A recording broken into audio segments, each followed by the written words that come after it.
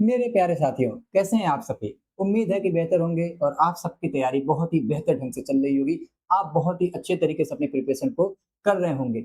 जैसा कि हाल-फिलहाल में एक वैकेंसी चल रही है, आप सभी इससे जानते हैं अच्छे से, यूपी ट्रिपल एससी की, जिसकी एग्ज़ाम डेट भी अनाउंस हो चुकी है, जो कि रहने वाली है 29 जून 2026, यानी कि आज से मान के चलिए 10 दिन के आस-पास का टाइम बचा हुआ है, ठीक है?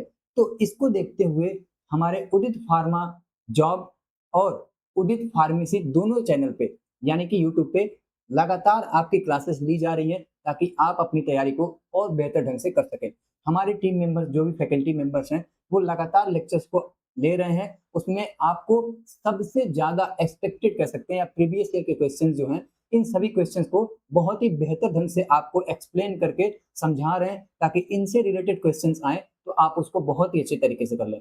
लेकिन बच्चों, एक बात और, ये सिर्फ यूपी ट्रिपल एससी के लिए ही नहीं है। कोई भी आप गवर्नमेंट फार्मासिस्ट का अगर आप एग्जाम देना चाह रहे हैं, अपनी प्रिपरेशन कर रहे हैं, जैसे UP triple SC, ESIC, D triple SB, AIIMS, RRB, NHM, जो भी वैकेंसीज हैं, इन सभी वैकेंसीज के लिए ये सारे क्वेश्चन जो हैं वो महत्वपूर्ण होने वाले हैं, इंपॉर्टेंट होने वाले हैं। तो इसी सीरीज में हम भी एक एक सब्जेक्ट को करके कुछ इंपॉर्टेंट टॉपिक्स को लेते हैं और उस टॉपिक से रिलेटेड जितने भी प्रीवियस ईयर में क्वेश्चंस पूछे गए हैं, उनको प्रॉपर एक्सप्लेनेशन के साथ हम लोग यहाँ पे उसको देखते हैं और अपना प्रैक्टिस करते हैं। तो इसी श्रृंखला को मतलब आगे बढ़ाते हुए आज हम लेकर आए हैं हॉस्पिटल एंड क्लिनिकल फार्मेसी के वो टॉप 30 क्वेश्चंस जो कि प्रीवियस ईयर में पूछे गए हैं, जहाँ से मैक्सिमम चांसेस है कि क्वेश्चन इस साल भी बनेंगे। तो अगर आप इस लेक्चर को लास्ट तक देखते हैं, तो थोड़ी-सी थ्योरी पार्ट को भी हम यहाँ लेके चलेंगे। अगर उसको आप कंप्लीट कर लेते हैं, तो इनसे रिलेटेड जो भी क्वेश्चंस हैं, उसको आप बहुत ही बेहतर ढंग से कर पाएँगे। ठीक है? तो आज के लेक्चर को हम शुरू करते हैं, जिनमें हम आपको सबसे पहले कुछ थ्योरीज पढ़ाएँगे और उसके बाद से कुछ क्वेश्चन कराएँगे, जो कि डायरेक्टली एग्ज़ाम में पूछे हुए हैं। तो आइए पहले हम आपको बता दें कि देखिए, जो अपना सब्जेक्ट रहने वाला है, वो है हॉस्पिटल एंड क्लिनिकल फार्मेसी। ये आपका D pharm D form second year का एक सब्जेक्ट है, जहाँ से क्वेश्चन बिल्कुल देखने को मिलते हैं। लेकिन अगर बात करें तो हॉस्पिटल फार्मेसी और क्लिनिकल फार्मेसी 2 अलग-अलग सब्जेक्ट्स हैं। अगर आप बी फार्म में देखें तो ये 2 अलग-अलग सब्जेक्ट हैं, लेकिन डिप्लोमा में इसको कंबाइन करके इसके कुछ इंपॉर्टेंट टॉपिक्स को आपको पढ़ाया जाता है। लेकिन यहाँ से भी एग्जाम में क्वेश्चन बनते हैं। तो यहाँ पे हम टॉप 10 टॉपिक्स जो हैं, जहाँ से मैक्सिमम क्वेश्चन देखने को मिलता है बच्चों, इनका यहाँ पे एक लिस्ट दिए हैं। आप इसको आप पढ़ेंगे, जिसमें क्या है कि organisation and function of hospital, यानी कि हॉस्पिटल का रख-रखाव, बनावट और उसका काम क्या है? Drug distribution system in hospital, दवाइयों के वितरण कैसे करते हैं? हॉस्पिटल फॉर्मूलरी क्या होता है? पी एंड टी कमेटी, यानी कि फार्मेसी एंड थेरेपेटिक कमेटी, इसके बारे में भी हम जानेंगे। इन्वेंटरी कंट्रोल क्या होता है? पेशेंट की काउंसलिंग कैसे करते हैं? मेडिकल एडहेरेंस क्या है? ADR monitoring, adverse drug reaction monitoring, pharmacovigilance, drug interaction and therapeutic drug monitoring, जिसको क्या कहते हैं टीडीएम। ये कुछ बहुत ही ज्यादा इंपॉर्टेंट टॉपिक्स हैं जो दोनों के मिक्स हैं, यानी कि हॉस्पिटल और क्लिनिकल फार्मेसी दोनों सब्जेक्ट से रिलेटेड हैं। इनमें से बच्चों, क्योंकि हमने मेंशन किया था कि हम 3 टॉपिक्स को लेके चलेंगे, जो कि हमने मेंशन किया है, कौन सा? हॉस्पिटल फार्मेसी, इन्वेंटरी कंट्रोल और ड्रग डिस्ट्रीब्यूशन सिस्टम। लेकिन अगर इसको आप अटेम्प्ट कर रहे हैं, तो यहाँ पे जो 5 ऊपर के जो है ना, ये पाँचों के पाँचों टॉपिक आज ही आपके कवर हो जाएँगे और इनसे रिलेटेड हम क्वेश्चन कर लेंगे। कैसे करेंगे? आइए हम बताते हैं। तो थोड़ा-सा हम थ्योरी पार्ट को डिस्कस जो बोल लेते हैं, उसको कर लेते हैं। तो सबसे पहले अगर हम देखेंगे, तो क्या है हॉस्पिटल। कोई इंसान अगर हॉस्पिटल खोल रहा है या हॉस्पिटल में काम करना है, तो आपको पता है कि कोई चीज़ के पहले उसके लिए क्या करनी होती है? प्लानिंग करनी होती है और प्लानिंग करने में आपको कोई ना कोई एक ग्रुप बनाना होगा, कमिटी बनाना होगा, समूह बनाना होगा। तो ये भी एक क्या करती है हॉस्पिटल अपनी एक कमिटी बनाती है। क्या बनाती है? कमिटी बनाती है, जिसको एक मान सकते हैं बहुत सारी कमिटीज़ बनती हैं, लेकिन एक इससे बहुत ही मुख्य कमिटी होता है, जिसको क्या कहते हैं? P and T committee. ठीक है? PNT committee. फुल फॉर्म की बात करें तो फार्मेसी एंड थेरेप्यूटिक कमेटी, यानी कि ये एक कमेटी होती है, एक समूह होता है, ग्रुप होता है, जो हॉस्पिटल को कैसे संचालित करना है, इसके बारे में डिस्कशन करती है। अब इस हॉस्पिटल फार्मेसी यानी पीटीसी का काम क्या होता है? तो इसके बहुत सारे काम हैं। हम इसमें से मेन एक काम आपको बताते हैं। इसका एक मेन काम क्या होता है कि हॉस्पिटल फार्मूलरी को बनाना। अब ये हॉस्पिटल फार्मूलरी क्या है? सबसे इंपॉर्टेंट पॉइंट तो यही है। तो देखिए, हॉस्पिटल फार्मूलरी एक प्रकार का क्या होता है? लिस्ट ऑफ ड्रग होता है। यहाँ पे हम लिख देते हैं, बहुत इंपॉर्टेंट पॉइंट है बच्चों, क्या है? List of drug. कैसे लिस्ट ऑफ ड्रग?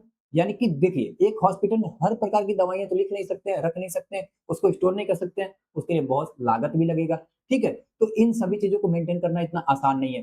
तो उसमें क्या करते हैं, जो हॉस्पिटल के अंदर दवाइयों को उपयोग करना हो, जो बहुत ही सस्ता हो, बहुत ही सस्ता नहीं मतलब वैल्यूएबल हो, जो आराम से सभी लोग अफोर्ड कर पाएँ और जो बहुत ही अच्छा कारीगर हो, यानी जिसका एफिकेसी बहुत ही अच्छा हो और जो आसानी से अवेलेबल हो जाए, मतलब सारे उसके पॉजिटिव और नेगेटिव चीज़ को देखते हुए इस लिस्ट को तैयार करते हैं जिसमें दवाइयों के बारे में सारा इंफॉर्मेशन होता है जो उस हॉस्पिटल के अंदर क्या होना है, यूज होना है। समझ पाए कि नहीं? तो ये जो हॉस्पिटल फार्मूलरी होता है, ये एक प्रकार का क्या है, लिस्ट ऑफ ड्रग है जो फार्मासिस्ट जो है या फार्माकोथेरेपिक कमेटी के सारे लोग जो हैं वो मिलकर तैयार करते हैं। इससे फायदा क्या होता है कि सबको पता होता है कि इस हॉस्पिटल में कौन कौन सी दवाइयाँ आई हैं, कौन कौन सी बेचना है और डॉक्टर को भी पता रहता है कि कौन कौन सी दवाई कह सकते हैं कि किस नाम से है और उसको कैसे प्रिस्क्राइब करना है। क्योंकि अलग-अलग डॉक्टर क्या कर सकते हैं, अलग-अलग दवाइयों को प्रिस्क्राइब करेंगे।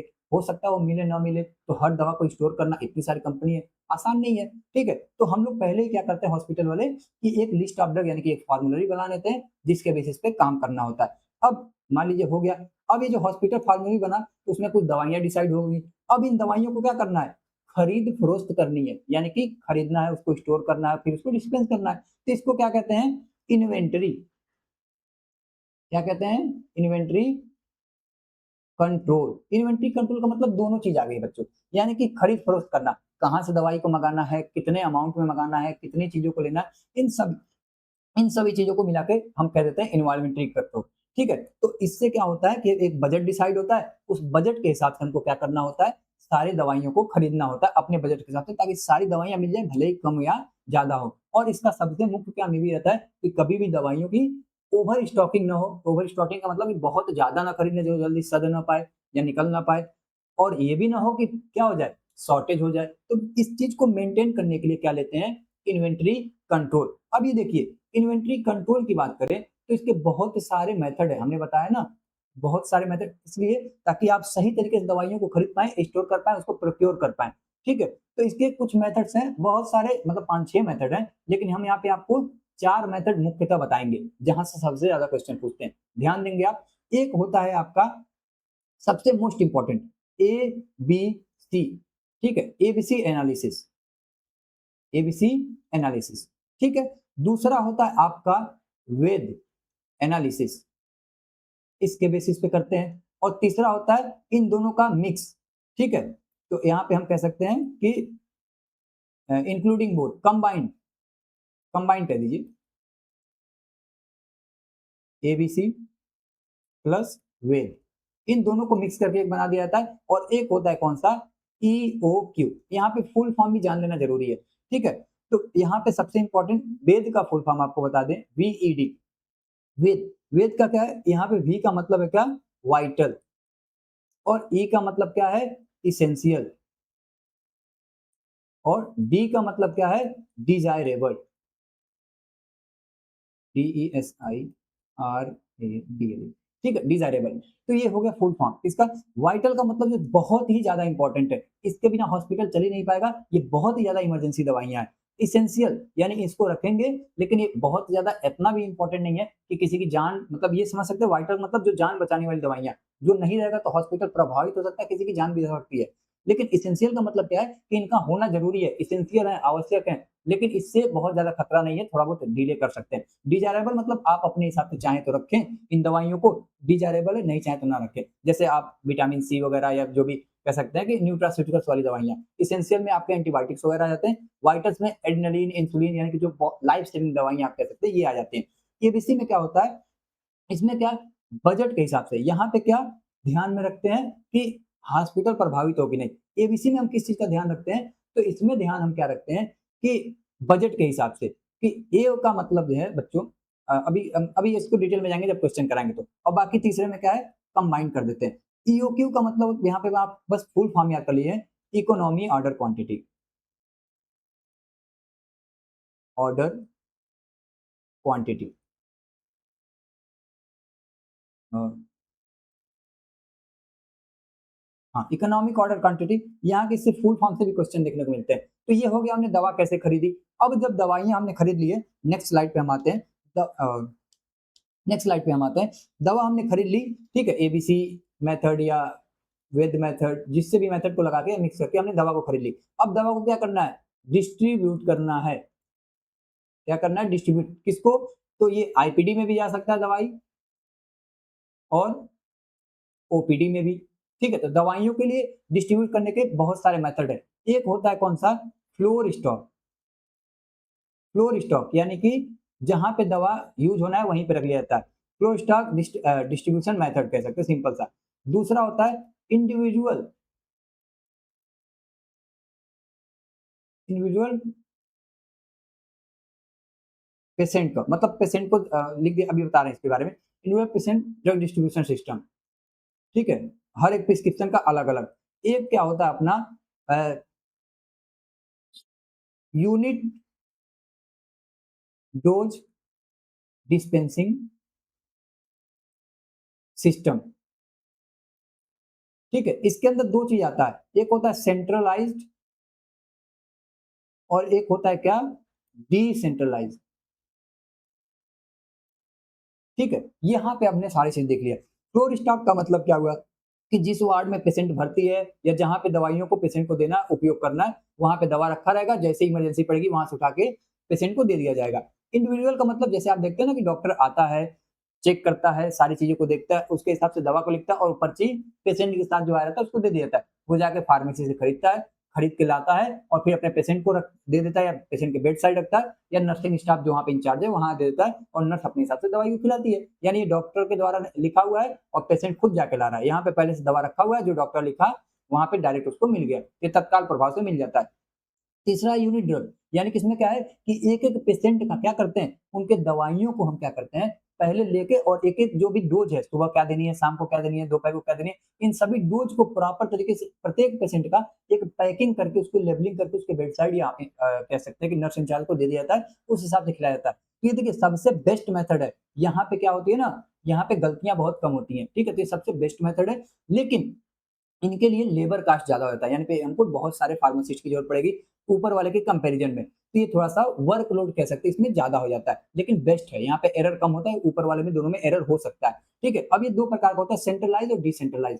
सेंट्रलाइज़ का मतलब क्या है कि मेन फार्मेसी, अगर मान लीजिए बड़ा-सा आपका हॉस्पिटल बिल्डिंग है, तो सबसे ग्राउंड वाले फ्लोर पे एक आपका फार्मेसी होगा, इसको कहते हैं मेन फार्मेसी या सेंट्रल फार्मेसी। तो यहाँ से अगर मान लीजिए कई मंजिला बिल्डिंग है, ठीक है? ये मान लीजिए कई मंजिलवार बिल्डिंग है, तो हर पे आप बना सकते हैं, हर एक फ्लोर पे एक फार्मेसी छोटा-सा बना सकते हैं, लेकिन आपका मेन यहाँ से बाकी जगह हर एक फ्लोर पे आप दे सकते हैं दवा को और वहाँ पे यूज़ हो सकता है। या तो आप डायरेक्ट सेंट्रल फार्मेसी से उठाइए, तो ये आपके ऊपर डिपेंड करता है कि आप अलग-अलग मतलब अलग-अलग फ्लोर पे फार्मेसी बनाना चाहते हैं कि नहीं बनाना चाहते हैं, हॉस्पिटल के बजट और स्पेस के ऊपर रहता है। लेकिन सेंट्रल फार्मेसी हर जगह होता है, जो कि कहाँ पे होता है? ग्राउंड फ्लोर पे। ये आपका कह सकते हैं कि नियम में है कि नीचे वाले फ्लोर पे फार्मेसी होना चाहिए, ठीक है? सबकी सुविधा के लिए, आसानी के लिए। तो क्या होती है ऐसी दवाइयाँ, तो सेंट्रलाइज़ का मतलब मेन फार्मेसी और डिसेंट्रलाइज़ मतलब यहाँ से उठा के ऊपर जो अलग-अलग फ्लोर पे जो फार्मेसी वहाँ पे पहुँचा दिया जाता है, प्रॉपर तरीके से पैकिंग करके और वहाँ से पेशेंट को यूज़ होता है ताकि गलतियाँ कम होती है। अगर आप इतनी चीज़ें थ्योरी को समझ गए, मानते हैं थोड़ा-सा लेक्चर बड़ा हो रहा है, लेकिन अगर आप इतनी चीज़ों को समझ गए प्रॉपर तरीके से, तो अब आपके सारे क्वेश्चन सही होने वाले हैं, सारे क्वेश्चन आप अच्छे से अटेम्प्ट कर लेंगे। अगर समझ पाए तो आगे बढ़ते हैं और क्वेश्चन को हम लोग शुरू करेंगे। तो पहला ही क्वेश्चन आपके सामने आता है ये, क्या है कि देखिए डीएसएसबी में पूछा हुआ ये क्वेश्चन है 2019 में, क्या है? ABC analysis is based on, ABC analysis is based on किस पे है? तो देखिए एबीसी का विश्लेषण हिंदी में बता रहे हैं, विश्लेषण किसके आधारित पे किया गया है? तो हमने बताया ना कि ये किसके हिसाब से किया जाता है, तो पैसे यानी कि बजट को ध्यान में रखते हुए, ठीक है?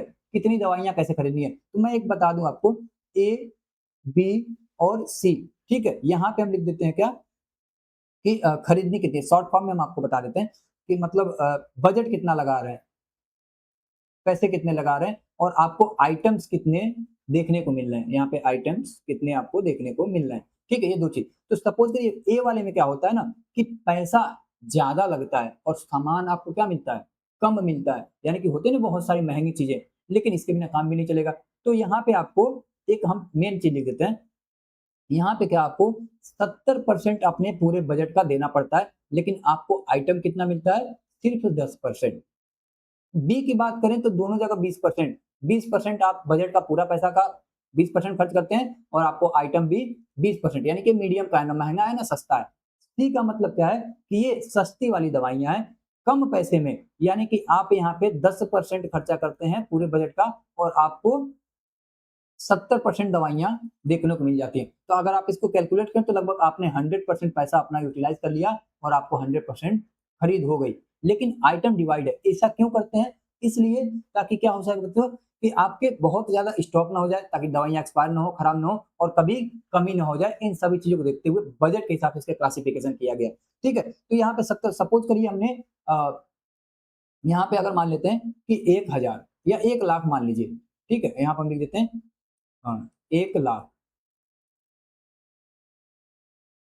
1 लाख रुपए आपके पास, अब आप सोच रहे हैं फार्मेसी में उनको लगाना है। अब इसलिए 1 लाख रुपए को क्या करेंगे, तो जो महँगी दवाइयाँ हैं, उसमें आप 70,000 के आस-पास खर्च कर देंगे और आपको लगभग 10% दवाइयों को खरीद लेंगे, ताकि जो हमेशा आपके पास अवेलेबल रहे और जैसे ही खत्म हो आप लगा लें। तो 70,000 का एक, क्योंकि महँगी दवा है, कम दवा मिलेगी, ज़्यादा आपको पैसा लगेगा। इसमें से 20,000 आप नॉर्मल बी वाले पे खर्चा कर देंगे, 20,000, ठीक है? तो आपको 20% का हिसाब से 20 दवाइयाँ मिल जाएँगी। सी वाला जो है आपका कितना है कि 10%, यानी कि यहाँ पे आप 10 ही हज़ार रुपए लगाए और आपको 70 के आस-पास सामान मिल गई, यानी कि सबसे ज़्यादा सामान यहीं पे, क्योंकि सस्ती वाली चीज़ होती है, जैसे रुई हो गया, कॉटन हो गया, इंजेक्शन हो गया, बैंडेज हो गया, ये सारी चीज़ें, ठीक है? और भी जनरल सी है, सर्जिकल वाली, तो ये हो जाती हैं। तो आप यहाँ पे देखिए पूरा का पूरा 1 लाख रुपए खर्चा कर दिए और आपको इतनी सारी सामान मिल गई। तो इसके हिसाब से किया गया किसके ऊपर? वार्षिक कंजम्पशन के ऊपर। तो यहाँ पे देखिए क्रिटिकल की यानी कि महत्वता के ऊपर किया क्या? नहीं, एनुअल कंजम्पशन, देखिए एबीसी का मतलब है क्या? एनुअल कंजम्पशन, ठीक है? तो आपका ऑप्शन कौन-सा सही होगा? एनुअल के, आप सभी चीज़ों का उपयोग कैसे हो रहा है उस हिसाब से आप पैसा लगा रहे हैं। लीड टाइम और शेल्फ लाइफ ये तो नहीं होगा, ठीक है? तो आप यहाँ पे ये क्वेश्चन कर लिए। नेक्स्ट क्वेश्चन की तरफ बढ़ते हैं। Category A items account for, अभी जो क्वेश्चन पूछे देखिए उसी का रेंज यहाँ पे दे दिया है। तो अगर हमने लिखा था ए के लिए क्या लिखा था कि आप पैसा लगा रहे हैं, ए के लिए हमने क्या लिखा था कि 70% आप पैसा लगा रहे हैं, तो आपको मिल रहा है 10%। तो 70 के आस-पास के रेंज को आप ले लेंगे। बी के लिए हमने बताया था 20, तो ये 20 के आस-पास का रेंज ले लेंगे और सी के लिए बताया था हमने यहाँ पे कह सकते हैं 10% पैसा लगा रहे थे, तो 10 के आस-पास का रेंज ले लेंगे। यहाँ पे आपको मिल जाता है 20% का और यहाँ पे मिल जाता है आपको 70% का। तो यहाँ पे किसका पूछा है बाबू? ए का। ए आइटम में आप पूछ रहा है कि कितना पैसा लगाते हैं। ए श्रेणी में वस्तुएँ कुल वार्षिक व्यय का कितना भाग होता है? मतलब कितना पैसा लगाते हैं ए वस्तु को खरीदने के लिए, ए वाले कैटेगरी को। तो कितना लगाते हैं? 70। तो देखिए इसमें से कौन-सा है जो 70 के आस-पास है? 5 से 10% नहीं, 15 से 20 ये भी नहीं, ये देखिए 70 से 80 यही तो है। तो अपना आंसर कौन-सा हो जाएगा? सी ऑप्शन अपना सही हो जाएगा। ठीक है? नेक्स्ट क्वेश्चन करेंगे।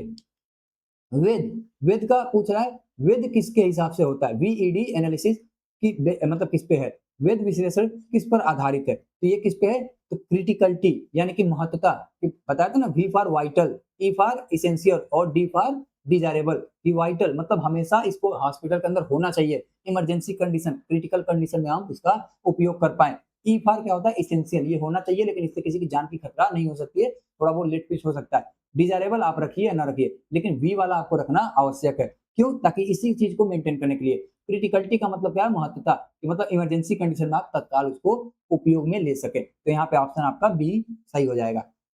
अगला क्वेश्चन, हाँ, वी का मतलब पूछ रहा है कि वी का फुल फॉर्म क्या है? तो क्या वैल्यूएबल है? क्या हमने आपको वैल्यूएबल बताया? नहीं। वेरिएबल? ये भी नहीं। वाइटल? जी हाँ, हमने तो यही तो बताया। तो ऑप्शन कौन सा सही है? सी वाला ऑप्शन। ये तो बहुत आसान था, लेकिन एनएचएम फार्मासिस्ट में पूछा हुआ क्वेश्चन है। अगला देखते हैं। ई का फुल फॉर्म पूछ दिया भाई, ये तो एकदम सिंपल सिंपल सा, आप तो बता ही लेंगे। यूपी फार्मासिस्ट के एग्जाम में पूछा हुआ क्वेश्चन है। ई फॉर हमने क्या बताया था? एसेंशियल। ले भाई, पहला ही ऑप्शन सही है। इमरजेंसी, इकोनॉमिक, नहीं नहीं ये सब नहीं है। इकोनॉमिक हमने कहा बताया था? ईओसी में, ईओक्यू में, इकोनॉमिक ऑर्डर क्वांटिटी में। यहाँ पे अपना एसेंशियल ऑप्शन सही है। बहुत फास्ट क्वेश्चन हम कर रहे हैं, ठीक है, क्योंकि ये सब हमको पता है। अभी हमने फुल फॉर्म बताया, वहीं से तीनों क्वेश्चन हैं। डी का पूछ दिया, कहाँ पूछा है? छत्तीसगढ़ वाले फार्मासिस्ट एग्जाम में। तो वीईडी में डी का मतलब पूछ रहा है कि डी का मतलब क्या है? भाई वीईडी के विश्लेषण में डी का अर्थ क्या होता है? तो डी पर क्या ड्रग होता है क्या? ये हमने कहीं बताया? जी नहीं। डिमांड? नहीं नहीं ये भी नहीं। डिजायर्ड? ये भी नहीं। डिजायरेबल? ये अपना आंसर सही होगा। डिजायरेबल मतलब कौन सा हम डिजायर रख सकते हैं या नहीं रख सकते, डिपेंड करता है अपने ऊपर। अगला क्वेश्चन, साथ एबीसी और with mix is used for, किसके लिए करते हैं कि दोनों को मिक्स करके यूज करते हैं। मैट्रिक्स का उपयोग किसके लिए किया जाता है, तो किसके लिए, ड्रग डिस्ट्रीब्यूशन में दवा को बांटने के लिए किया जाता है कि नहीं, दवा को बांटने के लिए नहीं किया जा सकता। अच्छा, इन्वेंट्री कंट्रोल यानी कि दवा को खरीद के लिए कहीं सुने हैं क्या।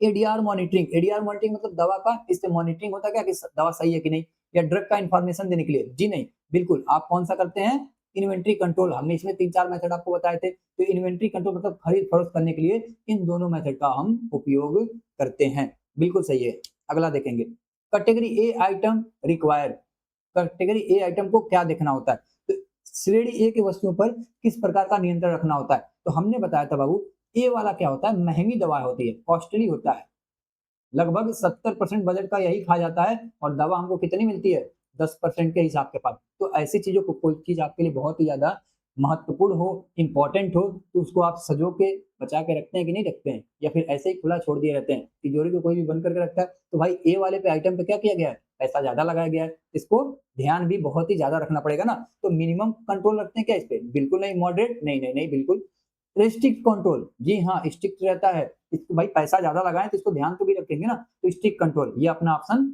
बिल्कुल सही है। आगे बढ़ते हैं, which category contains life saving drug, कौन सी ऐसी इसमें से कैटेगरी है जो क्या करती है, लाइफ सेविंग ड्रग। हाँ यानी कि इनमें से कौन सा ऐसा कैटेगरी है जो लाइफ सेविंग मतलब कि बहुत ही ज्यादा इंपॉर्टेंट है, बहुत ही ज्यादा उसको रखना ही रखना अस्पताल में, वरना किसी की जान भी जा सकती है, तो वो कौन सा होता है। देखिए वीईडी हमने बताया था, वीईडी, ई से क्या था, इसेंशियल, ठीक है, डी से क्या था, डिजायरेबल, और वी से क्या था, वाइटल, यानी कि बहुत ही ज्यादा आवश्यक। तो यहाँ पे कह रहा है कि कौन सी श्रेणी है जो जीवन रक्षक है, यानी कि बहुत ज्यादा इंपॉर्टेंस है, तो डी फॉर डिजायरेबल नहीं, ई फॉर इसेंशियल नहीं, वी फॉर वाइटल, ये अपना आंसर बिल्कुल सी वाला सही हो जाएगा। 10 क्वेश्चन हमने कर लिया, ऐसे ही आगे के भी क्वेश्चंस को देखेंगे। The safest drug distribution system, कौन सा इसमें से सबसे सेफ ड्रग डिस्ट्रीब्यूशन सिस्टम है, तो देखिए भाई फ्लो स्टॉक सिस्टम तो है सेफ, लेकिन बहुत ही ज्यादा सेफ नहीं है, क्यों, क्योंकि वहाँ नर्स के पास रखा है, वो गलतियां हो सकती हैं। इंडिविजुअल भाई डॉक्टर द्वारा पर्चा लिख दिया गया, वो लेके पेशेंट के जो साथ वाला है फार्मेसी पे गया, वहां पे हो सकती है बहुत ज्यादा भीड़ हो, उसमें दवा को आने में टाइम भी लग सकता है, तो पर्ची बदला बदला जा सकता है, या गलत दवा भी निकाला जा सकता है। लेकिन यूनिट डोज डिस्पेंसिंग सिस्टम की बात करें, यूनिट का मतलब होता है एकल, यानी एक एक पेशेंट को ध्यान में रख के और उसकी दवा को पहले ही प्रॉपर तरीके से पैक करते हैं, पैक करके उसको लेबलिंग करते हैं, और उसके फ्लोर पे जहां पेशेंट भर्ती है वहां पे जो नर्सिंग इंचार्ज है उसके पास पहुंचा देते हैं। इससे क्या होता है कि दवा का बढ़िया से कंट्रोल हो पाता है, और उसकी उपयोग भी अच्छे से हो जाती है, और गलतियां होने के चांस कम है। क्यों, क्योंकि एक एक प्रिस्क्रिप्शन को लेकर उसको प्रॉपर तरीके से पैक किया गया है, लेबलिंग किया गया है, और वहां पे स्टॉक पे पहुंचा दिया गया है। तो यहाँ पे पूछा सबसे सेफ कौन सा है जिसमें कम आपका नुकसान भी हो, दवा भी बचे, और एरर यानी कि गलतियां होने के चांस कम हो, तो जाहिर सी बात है यही वाला आप आंसर लगाएंगे, तो अपना आंसर सी वाला सही है। आगे बढ़ते हैं, मेडिकेशन एरर आर मिनिमम, इनमें से मेडिकेशन, वही तो बात है, वही वाला क्वेश्चन को घुमा दिया कि मेडिकेशन एरर सबसे कम किसमें होता है, तो कौन सा होता है, वही कौन सा, यूनिट ड्रग डिस्पेंसिंग सिस्टम, कौन सा, unit drug dispensing system. Floor stock वाले में भी नहीं, इसमें गलतियां हो सकती हैं। इंडिविजुअल में तभी हमने आपको बताया, पिछले क्लास क्वेश्चन में हमने समझाया। वार्ड स्टॉक, वार्ड में तो बहुत सारी दवाइयां स्टॉक है, वहां से गलती हो सकती है, पेशेंट का डिस्टर्बेंस हो सकता है। लेकिन यूडीडी ये क्या है, यूनिट है, प्रॉपर ध्यान रखते हुए इसको लेबलिंग किया गया, पहुंचाया गया, तो ये सबसे बेस्ट हो जाएगा। आंसर भी यहाँ पे आपको लिखा हुआ मिल रहा है, ठीक है। अगला, इसका फुल फॉर्म पूछ दिया, ये भी हमने देखा है बहुत सारे क्वेश्चन में रिपीटली पूछा जाता है, और देखिए रेलवे फार्मासिस्ट में पूछा गया, तो इसका फुल फॉर्म पूछा है, तो ध्यान से रखिएगा, यूनिवर्सल ड्रग डिस्ट्रीब्यूशन सिस्टम बिल्कुल नहीं, unit drug drug distribution system, यही तो बिल्कुल सही है आंसर, इसको आपको सीधे याद रख लेना है, बी वाला ऑप्शन आपका सही है। यूनिट ड्रग डिस्पेंसिंग सर्विस नहीं होता भाई, यहाँ पे ये गलत कर दिया, यूनिफॉर्म तो होता ही नहीं है, तो ऑप्शन अपना कौन सा होगा, बी ऑप्शन बिल्कुल करेक्ट है। In UDDS medicine are generally supplied for, इसमें मेडिसिन को कैसे सप्लाई करते हैं, यानी कि UDDS unit drug dispensing system में दवाएं सामान्यतः कितने समय तक दी जाती हैं, तो याद रखिए लगभग, कह सकते हैं लगभग क्या मतलब 24 आवर्स का एक साथ, यानी एक दिन का, एक दिन में 24 घंटे होते ही हैं, तो एक दिन की दवाइयों की पैकिंग है, मान लीजिए अगर कोई दवा सुबह देनी है, शाम को देनी है, दोपहर को देनी है, ठीक है, दिन में 4 बार भी हो सकता है, ठीक है, तो जब भी देनी है तो उसका सारा डोज क्या करते हैं, पहले ही प्रिपेयर करके इसकी लेबलिंग कर देते हैं, फिर इसकी भी दवाइयों को प्रिपेयर करके और इसकी भी लेबलिंग कर देते हैं, इनकी भी जितने भी टाइम का, ये 24 घंटे के लिए एक बार क्या करते हैं, हम लेबलिंग करके और पेशेंट के बेड साइड या नर्सिंग स्टाफ तक पहुँचा देते हैं, ताकि उस दवा को सही तरीके से सही जगह पे उपयोग किया जा सके और गलतियाँ ना हो। तो कब तक रख सकते हैं? तो 24 घंटे की दवाइयों को पैक किया जाता है, ये आपका आंसर सही हो जाएगा। Floor stock system is most useful in, floor stock का मेन फायदा कहाँ पे होता है?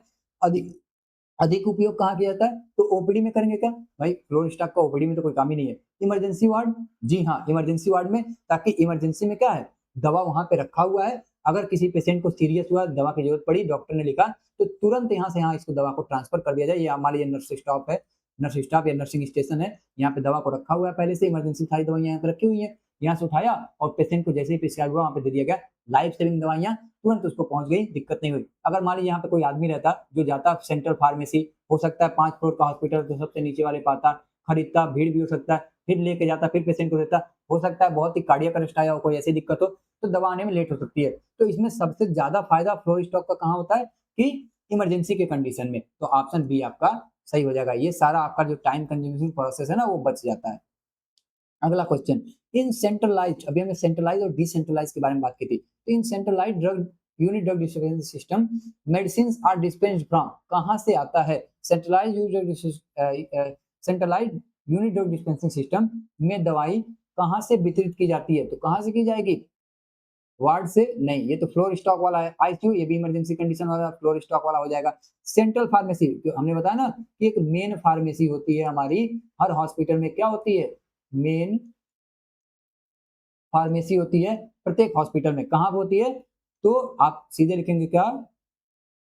ग्राउंड फ्लोर पे, ये रूल है, यही होना चाहिए। इसके अलावा आप जितने भी फार्मेसी बना सकते हैं अलग अलग फ्लोर पे बनाइए, लेकिन ग्राउंड फ्लोर पे होना आवश्यक है, ताकि सभी लोग यहाँ से आ जा पाए। तो मेन सेंट्रलाइज का नाम ही है, केंद्रीय कहाँ पे होगा? सेंट्रल पे, सीधे सीधे आंसर। अगला, डिसेंट्रलाइज का उद्देश्य क्या है, यानी उसका उपयोग क्या है? तो डिसेंट्रलाइज का किसका उपयोग किया जाता है? तो सेंट्रल स्टोर पे नहीं, सेटेलाइट, सेटेलाइट का मतलब होता है कि सेंट्रल के अलावा और भी जगह पे, ठीक है, और ये तो इसका कोई मतलब ही नहीं है। सेंट्रलाइज यूनिट डिस्पेंसिंग सिस्टम और ड्रग वेयर हाउस नहीं, ये गोदाम नहीं होता है। तो सैटेलाइट फार्मेसी का मतलब होता है कि हमने जो बताया था ना, कि मान लीजिए अपना पूरा हॉस्पिटल है, अलग अलग इसके फ्लोर्स हैं, तो नीचे वाले पे होना चाहिए, लेकिन ये नीचे वाला अपना क्या हो गया? मेन मेन फार्मेसी, ठीक है, यानी कि सेंट्रल फार्मेसी। और मान लीजिए अगर यहाँ पे भी इसी पे इस पे भी है, यहाँ पे भी एक छोटा सा फार्मेसी स्टॉक बना हुआ है, यहाँ पे भी एक बना हुआ है, तो इन सभी को हम क्या कहते हैं? Satellite pharmacy. ये जो अलग अलग बने हुए हैं ना ये तीनों, इन्हीं को क्या कहते हैं? Satellite pharmacy. इसका उपयोग होता है डिसेंट्रलाइज के लिए, यानी कि सेंट्रल से दूर है।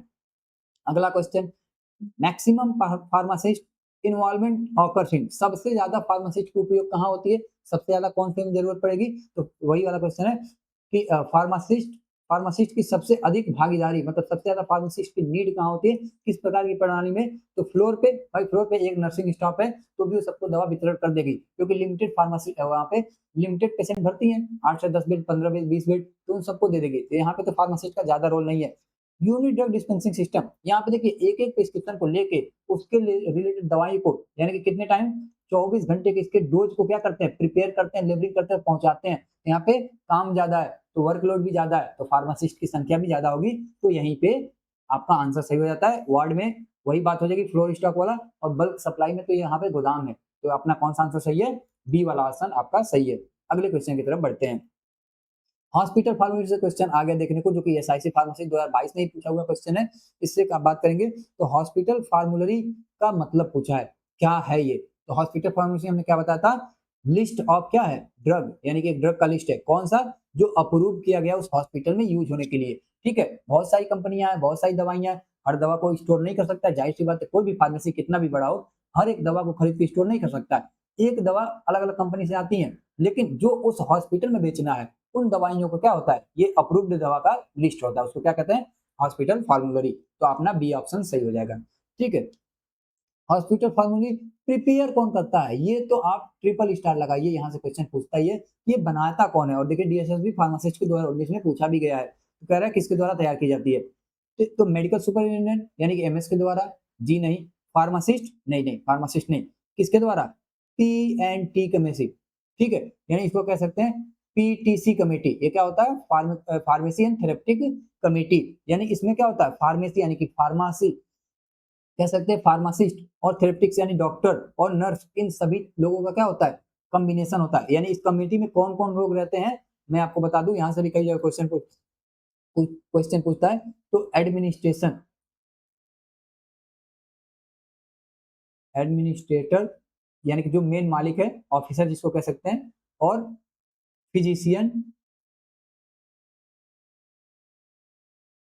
और फार्मासिस्ट और नर्स, इन सभी लोगों का एक कमेटी होता है जो सभी लोग मिलकर डिस्कस करते हैं कि कौन कौन सी दवा रखनी है, कैसे प्रिस्क्राइब करना है, कैसे हॉस्पिटल को चलाना है, ये सारा। इनके अलावा भी मेंबर हो सकते हैं और इनकी संख्या भी ज्यादा हो सकती है और कम भी हो सकती है, लेकिन पीटीसी कमेटी में ये चारों प्रकार के मेंबर होने आवश्यक हैं। ठीक है, तो यही कमेटी डिसाइड करती है कि हॉस्पिटल कौन सी फार्मूले में कौन सी दवा को ऐड करना है, कौन सा डिलीट करना है, इन सभी चीजों की जिम्मेदारी किसकी होती है, पीटीसी कमेटी की होती है। पीटीसी कमेटी का फुल फॉर्म पूछ दिया है अभी जो हमने बताया, तो pharmacy and therapeutic committee, pharmacy treatment committee, pharmacology बिल्कुल नहीं, फार्मेसी टेस्टिंग नहीं। पहला ऑप्शन आपका बिल्कुल सही लग रहा है, अभी हमने आपको बताया भी है, तो ऑप्शन कौन सा हो जाएगा, ए ऑप्शन बिल्कुल सही है। Next, one important function of PTC, PTC का सबसे एक मुख्य कारण आप मतलब मुख्य काम बता दीजिए, कार्य बता दीजिए। पीटीसी कमेटी का एक महत्वपूर्ण कार्य पूछ रहा है, ड्रग को सिलेक्शन करना, हाँ ड्रग तो सिलेक्ट करता है जो आपको फार्मूलरी में ऐड करना है, एडीआर को रिव्यू करना, उस दवा के साइड इफेक्ट वगैरह को सब कुछ को देखना, ये भी तो काम है।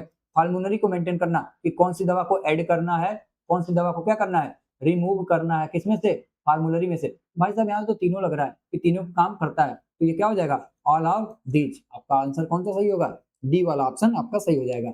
अगला question, the main objective of hospital formulary, hospital फार्मूलरी का मुख्य उद्देश्य क्या है, सेल को बढ़ा देना, यानी हॉस्पिटल के अंदर दवाइयों के सेल को बढ़ा देना, जी बिल्कुल नहीं, जितने पेशेंट होंगे उस हिसाब से दवाइयां बिकेंगी। रेशनल यूज ऑफ ड्रग, कि दवा का सही तरीके से उपयोग करना, दवा का प्रमोशन करना, कि मतलब कौन सी कंपनी की आप दवा बेचो, ये होता है क्या। दवा को परचेज करना, भाई परचेज करने का काम किसका है, परचेज करने का काम किसका है, एबीसी वेद यानी कि इन्वेंट्री कंट्रोल, आप सीधे सीधे कह दीजिए, उनका काम है दवा को परचेज करना, क्या रखना है क्या नहीं। प्रमोशन, भाई कोई भी हॉस्पिटल या कोई भी चीज दवा को प्रमोट नहीं करता है। इंक्रीज सेल, बेनिफिट के लिए कोई काम नहीं करता, करते हैं समझ सकते हैं आप, लेकिन थ्योरेटिकली ये पॉसिबल नहीं है आपको। तो एक ही ऑप्शन बच रहा है, रेशनल यूज। रेशनल यूज का मतलब क्या होता है, प्रॉपर तरीके से दवा का क्या करना, यूज करना, ताकि गलतियां कम हो और पेशेंट को फायदा ज्यादा हो। तो आपका ऑप्शन कौन सा सही हो जाएगा, डी ऑप्शन बिल्कुल करेक्ट है। अगला question, hospital फार्मूलरी helps in, hospital formulary से हमको फायदा क्या होता है, किसमें हमको हेल्प करती है, किसमें सहायता करती है, तो स्टैंडर्डाइजेशन ऑफ थेरेपी, थेरेपी को और बेहतर की तरफ ले जाना, मेंटेन करके रखना, कॉस्ट को कम करना, यानी कि पेशेंट के ऊपर ज्यादा दवा का लोड ना पड़े। मान लीजिए कोई एक दवा मार्केट में है, तो उसका अगर मान लीजिए 500 रुपए का मिल रहा है और इसका इफिकेसी मान लीजिए 70% है, यानी कि 70% दवा कार्यरत है, और उसी से रिलेटेड दूसरे ब्रांड की दवा है जो आपको 300 में ही मिल जा रहा है और ये भी 70% ही कारगर है, तो आप इसको चूज करेंगे ताकि पेशेंट के ऊपर भार भी कम पड़े और आसानी से हर एक पेशेंट अफोर्ड भी कर पाए। तो कॉस्ट को रिजेक्ट करना, ये भी तो एक काम है। रेशनल प्रिस्क्राइबिंग, सही तरीके से दवा को प्रिस्क्राइब करना, यानी कि यहाँ पे समझ सकते हैं ऑल ऑफ दीज आंसर होना चाहिए। और ये देखिए आपके जो एग्जाम की तैयारी कर रहे हैं उस एग्जाम का पूछा हुआ क्वेश्चन है, ठीक है, तो यहाँ पे आंसर आपका हो जाएगा ऑल ऑफ दीज, ये सारे काम है, ठीक है, इस सभी में हेल्प करती है। हार्मोनल सिस्टम प्रमोट क्या करता है भाई, तो इरेशनल, गलत तरीके से दवाइयों को बढ़ावा देना, बिल्कुल नहीं। एक्सपेंसिव प्रिस्क्रिप्शन, हमने बताया ना कि 300 वाली दवा या 500 वाली दवा, तो कौन सा 300 वाला, यानी कि एक्सपेंसिव यानी कि महंगी दवाइयों को नहीं लेना। नहीं ऑप्शन है तो आप महंगी दवा लीजिए, ऑप्शन अवेलेबल है तो आप उसी को करिए, लेकिन साथ में उसकी इफिकेसी को ध्यान रखते हुए, इफिकेसी का मतलब कारीगर, कितना दवा कारीगर है, कितने तरह में वो क्या कर सकता है, ठीक कर सकता है पेशेंट को। Rational and economic use of medicine, यही तो है, सही तरीके से दवाइयों का उपयोग करना और कम लागत यानी कि सस्ते में पेशेंट तक पहुंचा देना। ब्रांड का प्रमोशन करना, नहीं भाई ब्रांड का प्रमोशन करना इनका काम नहीं होता है, तो ऑप्शन अपना सी वाला बिल्कुल सही हो जाएगा। हाँ, अगला क्वेश्चन, हॉस्पिटल फार्मूलरी शुड बी, कैसा होना चाहिए हमारा हॉस्पिटल फार्मूलरी, कैसा होनी चाहिए, कैसा बना होना चाहिए, कौन बनाता है, पीटीसी कमेटी। अपडेटेड होना चाहिए, यानी कि बार बार कोई दवा को हटाना है घटाना तो उसको ऐड करना। आउटडेटेड, यानी कि एक साल बना दिए जब हॉस्पिटल खुला तभी बनाए और वही चल रहा है बार बार। भाई हर साल दवाइयों को बैन किया जाता है, कुछ दवाइयों को जिसके साइड इफेक्ट आते हैं, कुछ नई नई दवाइयां आती है जो और सस्ते में और बेहतर काम करती हैं, तो उनको ऐड करना जरूरी है, पुरानी चीजों को हटा भी देना जरूरी है। फिक्स्ड फॉर एवर, एक बार बना दिए, जैसे मैंने बताया हॉस्पिटल खुला तभी बना दिए और 10 साल 20 साल तक वही चल रहा है, क्या उतने समय में कोई नई दवा नहीं आई है, आई होगी, बिल्कुल आई होगी। तो क्या करना, सीक्रेट रखना, यानी कि अपने हॉस्पिटल फंड को छुपा कर रखना, जनता ना जाने इसके बारे में, बिल्कुल नहीं। तो कौन सा होगा, हमेशा क्या होना चाहिए, अपडेटेड होना चाहिए, यानी हर साल कमेटी के द्वारा डिसाइड करना चाहिए ये दवा पुरानी हो गई है, इससे बेहतर मार्केट में नया आ गया जो कि सस्ता भी है, तो इस दवा को ले लिया जाए, ये ज्यादा फायदा है। तो इसको क्या करना, हमेशा अपडेट करते रहना चाहिए। New drugs are added to formulary after approval, ठीक है। नई दवाइयों का फार्मूलरी में किसकी स्वीकृति के बाद शामिल किया जाता है, यानी कि कोई भी नहीं कह सकता कि इस दवा को ऐड कर दो या नहीं, उसके पीछे की जांच वगैरह देख के अप्रूवल मिला है कि नहीं, कौन सी कंपनी बना रही है, कितना कारगर है, कोई साइड इफेक्ट तो नहीं है, इन सभी चीजों को ध्यान रखते हुए क्या किया जाता है, ऐड किया जाता है। लेकिन इसको डिसाइड कौन करेगा, हमने सीधे सीधे बताया कि फार्मूलरी बनाता कौन है, तो पीटीसी कमेटी ही तो बनाती है, जिसके अंदर नर्स भी रहते हैं, पेशेंट नहीं रहते हैं, नर्स और फिजिशियन और फार्मासिस्ट और एडमिनिस्ट्रेटर, ये चारों के चारों रहते हैं। तो पीटीसी कमेटी डिसाइड करती है कौन सी दवा को ऐड करना है, कौन सी दवा को हटाना है। ये हो गया अपना 27 नंबर का क्वेश्चन, एम्स फार्मासिस्ट में पूछा हुआ क्वेश्चन है, तो आप समझ सकते हैं कितने अच्छे लेवल का क्वेश्चन है ये। Which system reduce drug wastage from most effectively, कौन सा इसमें से ऐसा सिस्टम है जिसमें दवाइयों का क्या होता है, कह सकते हैं कि सबसे कम वेस्टेज होता है, यानी कि एक्सपायरी वगैरह से बचाया जा सकता है। कौन सी प्रणाली दवा की बर्बादी को सबसे प्रभावी ढंग से कम करता है, तो फ्लोर स्टॉक में हो सकता है भाई, गलतियां होती हैं। यूएसडी, ठीक है, यूनिट ड्रग डिस्पेंसिंग सिस्टम, ये सबसे ज्यादा होता है क्योंकि इंडिविजुअलाइज आप उसको क्या किए हैं, पैक किए हैं और उसको भेजे हैं, इसके बारे में हम कई बार बता चुके हैं, अभी डिस्कस नहीं करेंगे। वार्ड स्टॉक नहीं, बल्क सप्लाई, यानी कि एक बार दे दिए तो भाई वहां पे तो वेस्टेज ही वेस्टेज है, तो अपना आंसर कौन सा सही हो जाएगा, बी ऑप्शन बिल्कुल करेक्ट है। Next, which system provide the best patient safety, ठीक है, which system provide the best patient safety, रोगी सुरक्षा के लिए सर्वश्रेष्ठ प्रणाली कौन सी है, floor stock, individual prescription, USD. भाई अगर ऐसा ऑप्शन आपको मिले तो सबसे ज्यादा चांसेस कौन सा रहता है, यही वाला, क्योंकि सबसे बेहतर यही है, ठीक है, तो ये आपका सी ऑप्शन सही हो जाएगा, जो क्या करता है, सबसे ज्यादा रोगी को सुरक्षा प्रदान करता है। ये भी एम्स में आया हुआ क्वेश्चन है। और लास्ट क्वेश्चन की तरफ आप बढ़ते हैं, और ये है the most important committee related to hospital formulary, hospital formulary से संबंधित सबसे महत्वपूर्ण समिति कौन सी है। हमने बताया हॉस्पिटल के अंदर एक ही कमेटी नहीं होती है, बहुत सारी कमेटी होती है, लेकिन सबसे महत्वपूर्ण कौन है उसके बारे में आपको चूज करना और बताना है। और क्यों महत्वपूर्ण है, क्योंकि सबसे मेजर काम यही करता है। तो पहला क्या है, इन्फेक्शन कंट्रोल कमेटी, ये हॉस्पिटल के अंदर होता ही होता है, आप बड़े हॉस्पिटल में जाएंगे ये कमेटी आपको देखने को मिलेगी, जो इन्फेक्शन को क्या करती है, प्रिवेंट करती है। तो ये तो रहता है, लेकिन सबसे महत्वपूर्ण नहीं है, इसका काम क्या है, सिर्फ और सिर्फ क्या करना, इन्फेक्शन को कंट्रोल करना। परचेज कमेटी जो एबीसी वगैरह देखता है, तो ये भी हॉस्पिटल के अंदर होता है, जो आपका क्या इन्वेंट्री कंट्रोल को देखेगा, लेकिन ये सबसे महत्वपूर्ण नहीं है, और भी तो काम होते हैं। पीटीसी कमेटी, इसके बारे में तो हमने डिस्कस किया ही है। पीटीसी कमेटी, इसके अंदर मेंबर भी ऐसे हैं जो बहुत इंपॉर्टेंट है, तो सबसे इंपॉर्टेंट कमेटी भी यही हो जाएगा, सी ऑप्शन आपका बिल्कुल सही है। लास्ट वाला भी देख लेते हैं, इथिकल कमेटी। इथिकल कमेटी या इथिक्स कमेटी का मतलब होता है जो नियम कानून की कोई चीज हार ना हो, सभी नियमावली अनुसार काम हो रहा हो, यानी कि नियम के विरुद्ध कोई काम ना हो, सभी चीजें तौर तरीके जो गाइडलाइंस डेवलप किया गया उसी के हिसाब से हो, तो उसको कहते हैं इथिक्स कमेटी। तो यहाँ पे अपना आंसर कौन सा सही हो जाएगा, सी वाला ऑप्शन आपका बिल्कुल सही है। तो ऐसे हमने 30 क्वेश्चन के 30 क्वेश्चन हमने प्रैक्टिस कर लिया। आई होप कि आप सारी चीजों को समझ गए होंगे। अगर आप थ्योरी वाले पार्ट को ध्यान से सुने होंगे, समझे होंगे, तो इससे रिलेटेड सारे क्वेश्चन आपको इजी लग रहे होंगे, आप कर लेंगे। और इन टॉपिक से सबसे ज्यादा क्वेश्चन पूछे जाते हैं, तो आप इनके एक बार और से प्रैक्टिस जरूर करेंगे। बाकी आपके इसी यूट्यूब पे मतलब आपके इसी फार्मेसी चैनल, जो कि उदित फार्मा जॉब या उदित फार्मेसी चैनल, इन दोनों जगह पे लगातार क्लासेस ली जा रही हैं। आप इन सभी क्लासेस को अटेंड करिए, उनमें जो भी ऑब्जेक्टिव क्वेश्चंस आपके कराए जा रहे हैं उन सभी को प्रॉपर तरीके से सॉल्व करिए। कोई डाउट हो तो जो रिलेटिव टीचर है उनसे पूछिए, कमेंट करिए, उनसे पूछिए और अपने तैयारी को बेहतर करिए, और इस एग्जाम में आप अच्छे से अच्छा करके आइए। तो आज के लिए इतना ही, फिर अगले सब्जेक्ट में या इसी सब्जेक्ट से रिलेटेड कुछ अलग जो भी टॉपिक बचे हुए हैं उनसे रिलेटेड हम ऑब्जेक्टिव को लेकर आएंगे, और फिर इसी तरह से आपको प्रैक्टिस कराएंगे थ्योरी के साथ, प्रॉपर चारों एक्सप्लेनेशन के साथ, ताकि आप बेहतर तरीके से समझ जाएं कि अगर क्वेश्चन घुमा के भी आ रहा है तो आप उस क्वेश्चन को प्रॉपर तरीके से अटेम्प्ट कर पाएं और अपना लॉजिक लगा के क्वेश्चन को सही कर पाएं। तो ठीक है बच्चों, आज के लिए बस इतना ही, मिलते हैं नेक्स्ट क्लास में, तब तक के लिए थैंक यू।